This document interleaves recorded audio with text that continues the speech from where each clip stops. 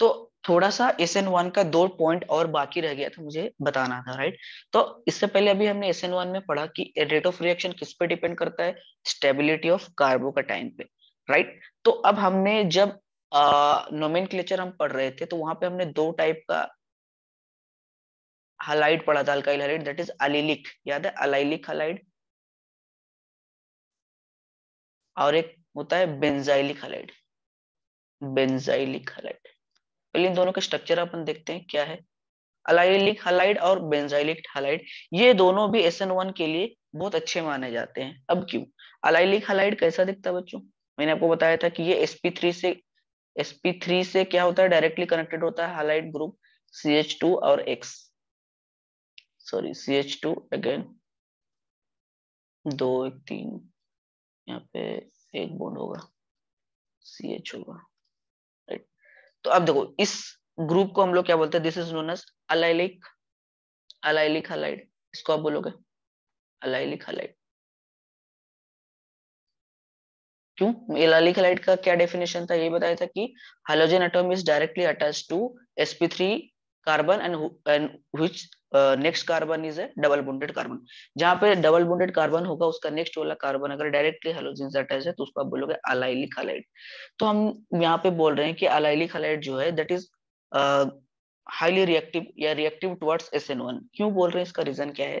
क्योंकि अब देखो कोई भी SN1 के प्रति अगर रिएक्टिव होगा तो उसका रेट ऑफ रिएक्शन डिपेंड किस पे करता है, स्टेबिलिटी ऑफ कार्बोकैटायन। तो अगर यहाँ पे जब कार्बोकैटायन बनेगा, इससे जब कार्बोकैटायन बनेगा मतलब यहाँ से जब X जाएगा, है ना, ये बॉन्ड जब टूटेगा तो यहाँ पे कार्बोकैटायन कुछ ऐसा बनेगा, CH2 double bond CH single bond CH2 पे पॉजिटिव चार्ज, यस और नो? क्या ये कार्बोकैटायन बनेगा, यस और नो? इतना तक बता दो पहले स्टेप में अगर हम SN1 करते हैं तो बताओ, यही बनेगा अविनाश? हेलो अविनाश, रिया, हेलो।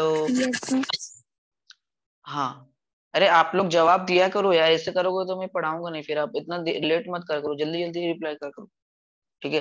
देखो ये कार्बोकैटायन बनेगा तो अब यहाँ पे हम क्या करेंगे, क्या ये कार्बोकैटायन स्टेबलाइज्ड है? तो आप देखो कि कार्बोकैटायन यहाँ पे भले आपको दिख रहा है कि ये 1 डिग्री है, लेकिन यहाँ पे एक आपको रेजोनेंस दिख रहा है, रेजोनेंस दिख रहा है, positive single double.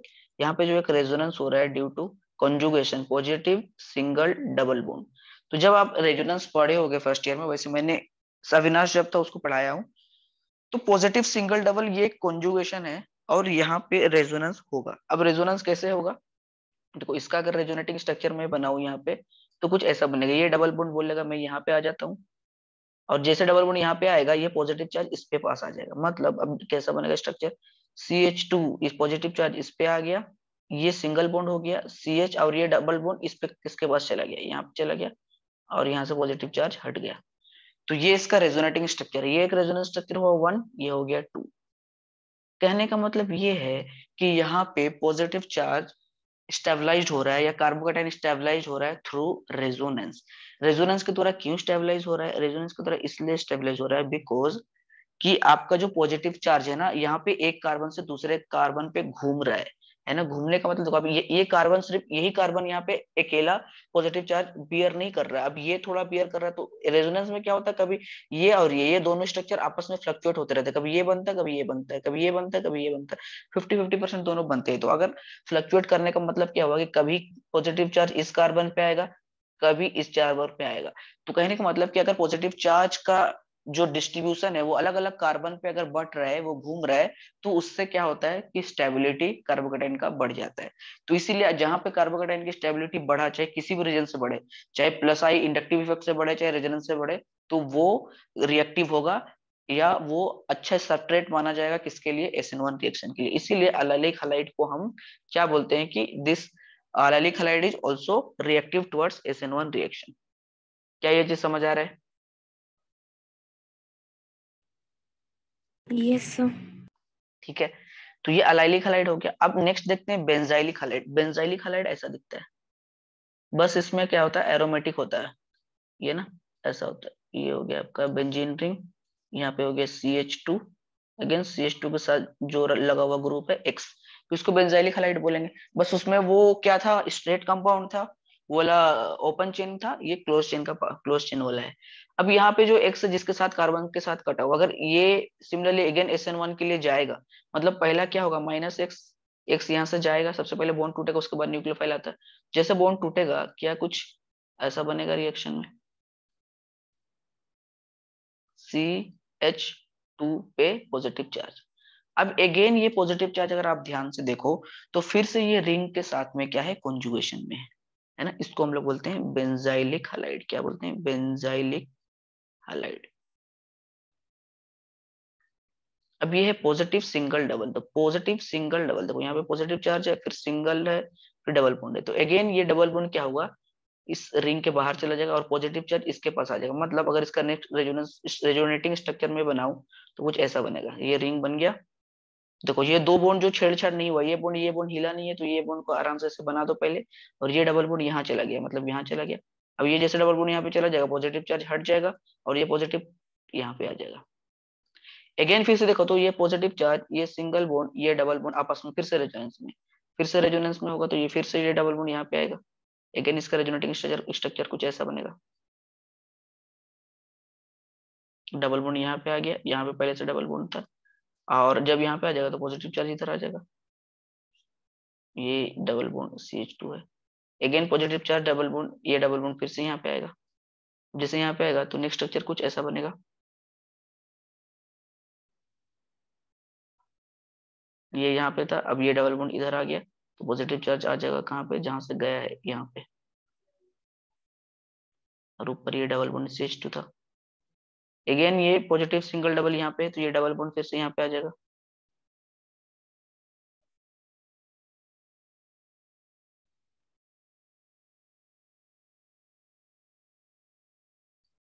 Single bond यहाँ पे हो गया, ये CH2 है, पॉजिटिव चार्ज आ जाएगा इस पे वापस से। तो ध्यान से अगर मैं देखूं तो यहाँ पे जो अल्टरनेट बॉन्ड था, ये अल्टरनेट बॉन्ड का पोजीशन चेंज हो गया। देखो यहाँ पे इस कार्बन के बीच में था, अब इस कार्बन के बीच में आ गया, यहाँ पे था, अब इस कार्बन के बीच में आ गया, यहाँ पे जो था यहाँ पे आ गया। तो ये क्या है, सारे रेजोनेटिंग स्ट्रक्चर है किसके, बेंजाइलिक हैलाइड के। अब देखो ऑब्वियस सी बात है, यहाँ पे फिर से वही कॉन्सेप्ट लगेगा कि भाई ये कार्बोकेटाइन स्टेबल कैसे हुआ, इसीलिए कि यहाँ पे जितने पूरे रिंग के हर एक कार्बन पे देखो पॉजिटिव चार्ज घूम रहा है, तो जितना घूमेगा हमेशा याद रखना कि पॉजिटिव चार्ज का जितना कार्बन पे घूमना होगा वो उतना स्टेबल होगा। इसको हम लोग अपने लाइफ से रिलेट कर सकते हैं, जैसे अगर आपको घर में बंद कर दिया जाए तो आप स्टेबल फुल नहीं करोगे, लेकिन आपको बोला जाए चलो घूमते हैं, चलो फिर ट्रिप पे निकलते हैं, पिकनिक करते हैं, यहाँ घूमते हैं, तो आपको मजा आता है, खुश खुश होते हो, है ना। उसी तरह ये कार्बन पे जो पॉजिटिव चार्ज है ना, वो एक जगह पे रहना उसको अच्छा नहीं लगता। अगर वो सभी कार्बन पे घूमेगा, मतलब सभी पे पॉजिटिव चार्ज थोड़ा थोड़ा थोड़ा थोड़ा हमेशा देगा, तो वो स्टेबल फील करेगा। तो हमेशा जो कभी भी पॉजिटिव चार्ज अगर किसी के साथ रेजोनेंस में है, तो हमेशा याद रखना कि वो कार्बोकेटाइन स्टेबल होगा। तो अब यहाँ पे हम दो पॉइंट लिखेंगे, क्या पॉइंट लिखेंगे, यहाँ से ये चीज पॉइंट लिखेंगे कि अलाइलिक, आप लोग भी लिख लो ये वाला, allylic and benzylic halide, allylic and benzylic halide show high reactivity towards SN1 reaction.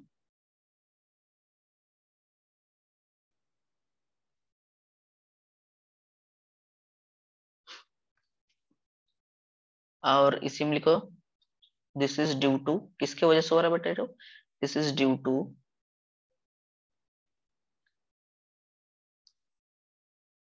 Carbocation is stabilized, stabilized किसकी वजह से, स्टेबलाइज्ड बाय रेजोनेंस। ठीक है, रेजोनेंस के द्वारा क्या हो रहा है, यहाँ पे कार्बोकैटायन का स्टेबलाइज हो रहा है, इसीलिए ये भी SN1 रिएक्शन के लिए रिएक्टिव माने जाते हैं। क्या ये पॉइंट क्लियर हो गया, कल SN1 का ये दो पॉइंट बाकी रह गया था जो हमें मुझे बताना था। ठीक है, तो ये हो गया आपका अलाइलिक हैलाइड वाला, है ना, और दूसरा हो गया बेंजाइलिक हैलाइड, ये दोनों। किसी को कोई डाउट, जल्दी पूछ लो।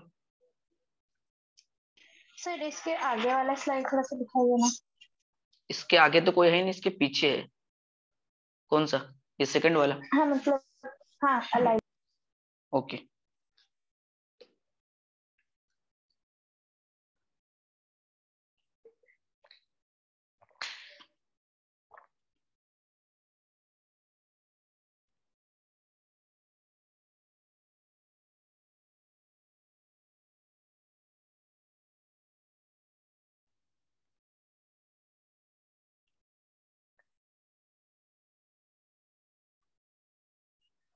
आगे चले, हो गया? Yes sir. चलो अब आते हैं SN2 पे। खत्म हो गया SN1 हमारा। तो SN2 का फुल फॉर्म क्या है? This is nucleophilic substitution. Nucleophilic substitution by molecular. क्या ये बाई मोलिक्यूलर? ठीक है, तो उसमें इसमें बस एक ही डिफरेंस आपको दिखेगा कि नाम में, कि बाई मोलिकुलर है, बस एक चीज बाई मोलिकुलर। अब ये क्या है? तो बाई मोलिकुलर मतलब हमें ये पता है, यूनिमोलिकुलर बाई मोलिकुलर में डिफरेंस ये है कि जब आपका रेट एक से ज्यादा टर्म पे एक से ज्यादा टर्म पे अगर उसका कंसंट्रेशन पे डिपेंड कर रहा है तो हम उसको बायोमोलिकुलर बोलेंगे। ऑब्वियस सी बात है कि जब हम SN1 पढ़ रहे थे वहां पे ओनली अल्काइल हाइलाइड के कंसंट्रेशन पे डिपेंड कर रहा था। अब यहाँ पे अल्काइल हाइलाइड प्लस जो इनकमिंग न्यूक्लियोफाइल है उसके कंसेंट्रेशन पे भी क्या होगा, डिपेंड करेगा। ठीक है, तो इसका पहला पॉइंट क्या है कि this is a it is a single step reaction. लिखो, it is a single step reaction. ठीक। दूसरा point, no intermediate form, only transition state. क्या फॉर्म होता है यहाँ पे? ट्रांजिशन स्टेट होता है। थर्ड पॉइंट क्या है?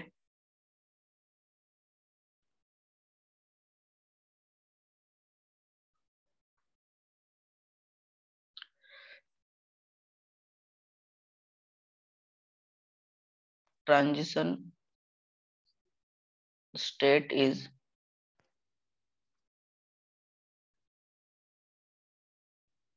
Simultaneous bond breaking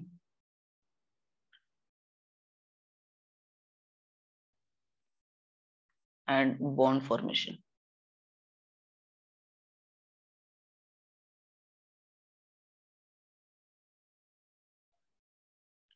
simultaneous bond breaking bond formation को ट्रांजिशन स्टेट बोलते हैं। Transition state is simultaneous bond breaking and bond formation. ये अभी सारा एग्जांपल के थ्रू हम लोग देखेंगे। ठीक है, अभी पॉइंट सारा लिख लो।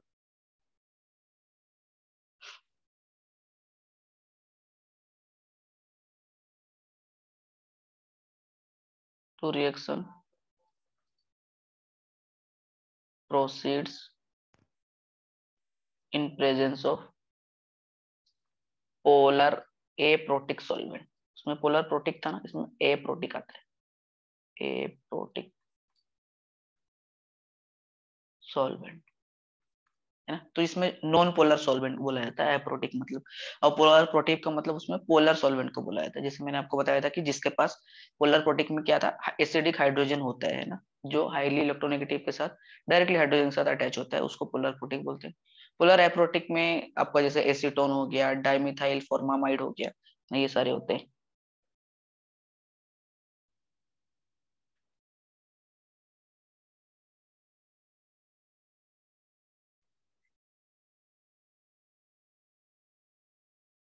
इसका नेक्स्ट पॉइंट क्या है? लास्ट पॉइंट एक और है कि यहाँ पे जो रेट होता है डायरेक्टली प्रोपोर्शनल टू किसका होता है? सबस्ट्रेट। सबस्ट्रेट का मतलब यहाँ पे अल्काइल हाइलाइड हो गया। और किसके रेट पे डिपेंड करता है? न्यूक्लियोफाइल के।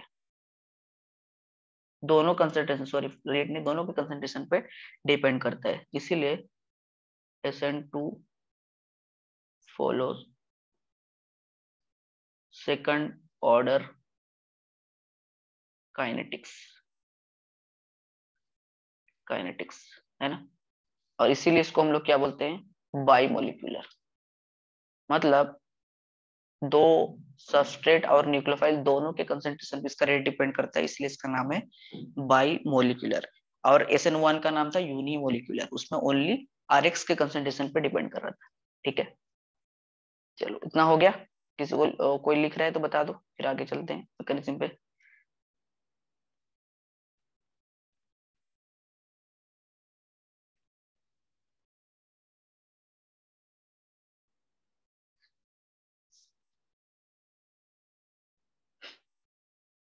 यस। चलो अब यहाँ पे थोड़ा सा मैकेनिज्म देखते हैं SN2 के बारे में, कि SN2 क्या हो रहा है। अब SN1 में क्या हो रहा था, सबसे पहला SN1 को याद करो, उसमें क्या हो रहा था कि सबसे पहले कार्बन और हाइड्रोजन का बॉन्ड ब्रेक हो रहा था, फिर इंटरमीडिएट फॉर्म हो रहा था, पहला स्टेप खत्म। दूसरे स्टेप में न्यूक्लियोफाइल बैठ के वहां से तमाशा देख रहा था कि इन दोनों का लड़ाई हो जाए, फिर अलग हो जाए, तो फिर आके मैं अपना जिसको जिसको मेरे को सुइटेबल होगा मैं पकड़ लूंगा, उसके साथ बॉन्ड बना लूंगा।